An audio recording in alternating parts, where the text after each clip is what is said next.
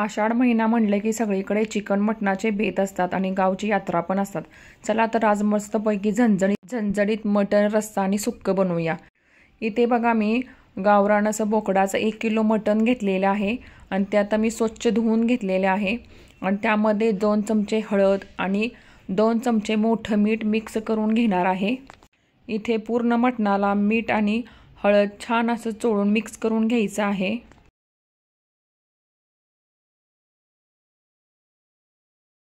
इथं आता पूर्ण मिक्सपैकी छानपैकी मिक्स करून झालेलं आहे। आता एका मोठ्या पातेल्यामध्ये इथं 3 ते 4 चमचे मोठे चमचे तेल घेतलेलं आहे। त्यामध्ये मी इथं तमालपत्रीचे 2 पानं टाकलेली आहे आणि त्यामध्ये एक मोठा कांदा चिरून घातलेला आहे आणि छान आता कांदा छानपणे परतून घ्यायचा आहे। थोडासा हलकासा लालसर झाला ना कांदा, जे मटणामधील ते पांढरं मांद असतं ते घालायचं आहे यामध्ये। मांद म्हणजे चरबी मटणाची, आमच्याकडे त्याला मांद बोलतात। कांद्यासोबत तेलामध्ये मांद परतल्यानंतर काय होतं, ते तेल सुटतं आणि आपल्या रश्श्याला छान तर्री येते। चरबी थोडीशी फुलल्यानंतर आपल्याला यातलं हळद मिक्स केलेले मटण घालून घ्यायचं आहे आणि छान परतून घ्यायचं आहे एकसारखं। मटण परतल्यानंतर त्यावरती झाकण ठेवून 5 मिनिटं वाफ द्यायची आहे। नंतर याला मिठाचं त्याला पाणी सुटतं आणि नंतर यामध्ये परत मिक्स करून घ्यायचं आहे मटण। परत एकदा छान मिक्स करून झाल्यानंतर परत याच्यावरती एक प्लेट झाकून घ्यायची आहे आणि त्या प्लेटमध्ये थंड पाणी ओतून घ्यायचं आहे आणि हे थंड पाणी गरम झाल्यानंतर त्या मटणामध्ये ओतायचं आहे।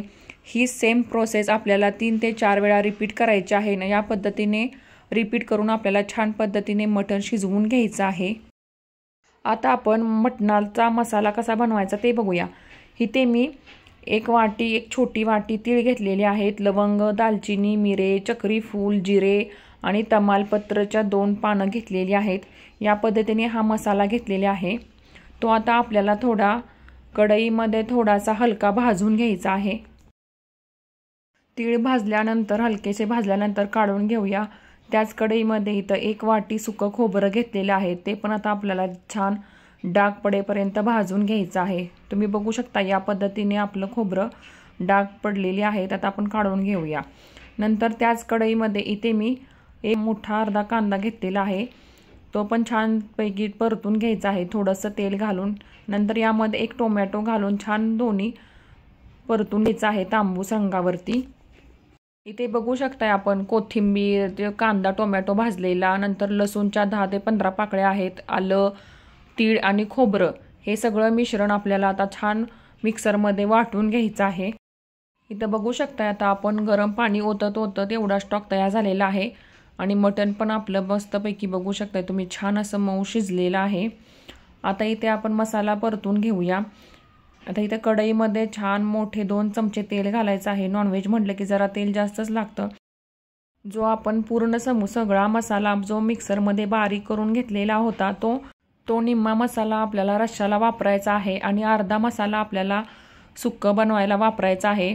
पण तुम्हाला जर मसाला जास्त रश्श्यामध्ये किंवा सुक्यामध्ये जास्त पाहिजे तर तुम्ही मसाल्याचं प्रमाण कमी जास्त करू शकता। या पद्धतीने आपल्याला मसाला 10 ते 15 मिनिटं छान तेल सुटेपर्यंत आपल्याला परतून घ्यायचा आहे। आता यामध्येच आपल्याला मस्त चिरलेली हिरवीगार कोथिंबीर घालून घ्यायची आहे, म्हणजे त्याचा वास छान येतो आणि चव पण चांगली लागते।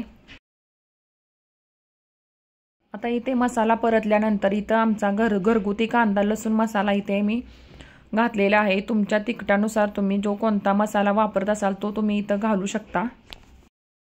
कांदा लसूण मसाला घातल्यानंतर सर्व मसाला एकजीव होईपर्यंत छान मिक्स करून घ्यायचा आहे। नंतर यामध्ये छान गरम पाणी मिक्स करायचं आहे, त्यामुळे गरम पाणी मिक्स केल्यामुळे आपल्या रश्श्याला तर्री छान येते।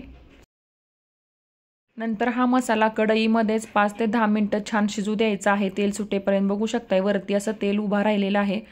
नंतर हा मसाला आपल्याला जो आपण मटणाचा स्टॉक बनवलेला आहे त्यामध्ये सगळा घालून घ्यायचा आहे।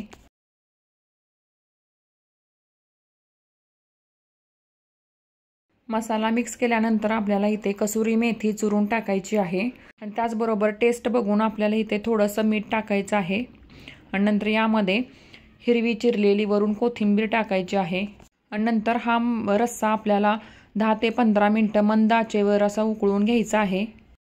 आता इथे आपण मटण सुक्क बनवूया।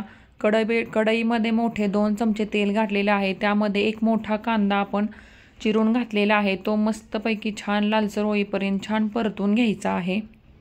तुम्ही बघू शकता आता कांदा आपल्याला छान लालसर होईपर्यंत परतलेला आहे। जो आपला शिल्लक राहिलेला मसाला होता तो आता आपण यामध्ये घालून घेतलेला आहे। तो आता छान परतून घ्यायचा आहे।